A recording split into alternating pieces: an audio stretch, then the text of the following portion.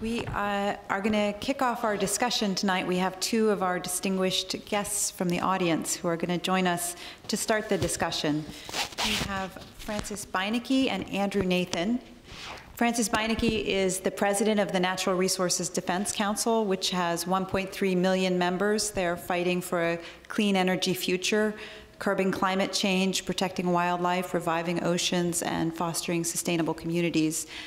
NRDC has set helping China go green as one of its organizational priorities and has been working in China for over 15 years.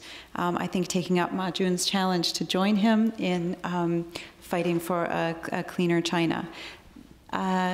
Frances is has been involved with NRDC for over 30 years as a fierce environmental advocate. We're so happy that she's here to start the discussion this evening. I'm going to also introduce our second discussant, Andrew Nathan. Andy is a professor of political science at Columbia University. He's a major scholar on human rights and China. He's the chair of the steering committee of the Center for the Study of Human Rights at Columbia. He's the co-chair of the board of the organization Human Rights in China. Andy is a really key scholar, thinker, writer, educator, agitator, activist, one of my favorite troublemakers. So glad to have you both here tonight. Frances, can you start us off? Yes, thank you very much. It's such a pleasure to be here with the Resource Center for the Mary Robinson Speaker Series, and of course, to be here with Ma Jun, who's such an important partner and particularly such an amazing leader in China for disclosure, for transparency. So as Ma Jun, you were speaking and telling us about the 90,000 violations and the 31 companies, and when we look at the amount of pollution in China, I often think when I go there that we have outsourced our pollution from here to there, that the consumer products that we buy, half of our computers and refrigerators come from China. I think 90% of our batteries, compact fluorescents, come from China. Over 75% of our textiles come from China.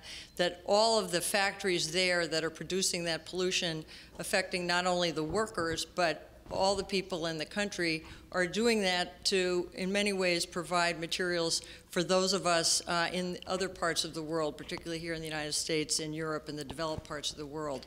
So you have taken such an important stand and provided that disclosure. I'm interested, first of all, in what kind of response you're getting from the Chinese government. People often say to me when I go to Beijing that NRDC, small NGO in the United States, has more employees than the Ministry of the Environment. In the United States, we have 18,000 employees in the Environmental Protection Agency. In the Ministry of the Environment, there's less than 1,000. So what do you recommend? What steps can we take as NGOs in other parts of the world in international fora to get these issues into the forefront of leaders in China so that these issues that you're raising from the bottom up, where you're getting people on the ground, affected consumers, to participate, it has to be bottoms up, but it also needs to be top down. We need to seek the enforcement of the laws that China has. You're identifying from their own records 90,000 violations. So you have an important role to play. They also have an important role to play. Is there a role that we as international NGOs can play to hold the government more accountable, get this higher on the radar screen so that the health of future populations in China benefits from cleaning up the pollution? So if you could just address that. Thank you. Thank you, Frances. It's truly a pleasure to see you here. And I would like to say that our biggest relationship with the government actually is the data source. All our data, in some way, one way or the other, comes from government monitoring or government-confirmed public petition and complaints records. So this way or that way, that's our biggest relationship. And we're lucky, we're based in Beijing. You know, the central government, I truly believe they don't want this pollution to grow out of control. You know, I describe about all this serious consequences. They're worried about that. They don't want to see that. And but when it comes to local government, it could be another story.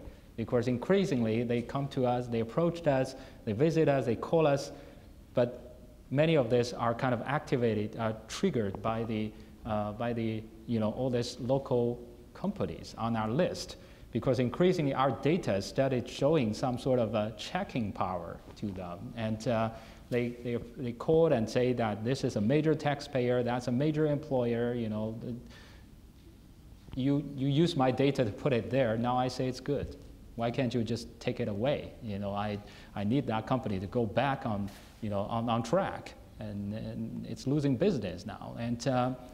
And so it's that type of situation. It makes you understand that they are under that type of pressure. It's not like they are bad people, they don't want to do their job.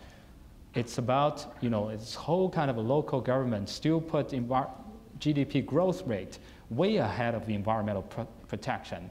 And I wouldn't say that it's even just their problem. The central government told them to balance everything, balance all this development and protection, but still, those turn out a better performance of GDP going to be promoted, and we all know that unless there's some check and balance, it's just going to be like that forever. So it's important now, as we understand that they cannot fully enforce at this moment, and the court still cannot fully kind of be open to environmental litigation, we got to find an alternative way to deal with that. I think transparency then kind of emerge as one of the few options that we find that now could do something. And as you said, we actually see eye to eye with NRDC. I think NRDC doing a lot of superb work in China on litigation, but in the meantime, they also see, your organization also see environmental transparency as very important. So we work together with NRDC to develop something called Pollution Information Transparency Index. And we use that to assess the performance of 113 cities, major cities in China. There's a practical reason behind that, because if the data continue to show that it can impact local business, then they could backtrack. Our work could have some impact that we're not willing to see. So it's important for us to score them and rank them. So out of a 100-point system, the first year the average is 31. It's not good. And then second year, it moved to 35. So from 4, just over 60, they pass, and second year, 11 pass. And now we're working with your local team there, NRDC local team there, to do the third year mapping out, and it's going up. I have to say it's going up. So you can see, if you view this, you could see, actually put it into historical perspective. China has come a long way. If we move back 10 years ago, it's not there. We can't even build up this database, but now it's there, but still there are major gaps, and the way to move forward is actually, through this kind of a meticulous, quantitative way, we could better, engage the government by working on this way rather than, some other channels.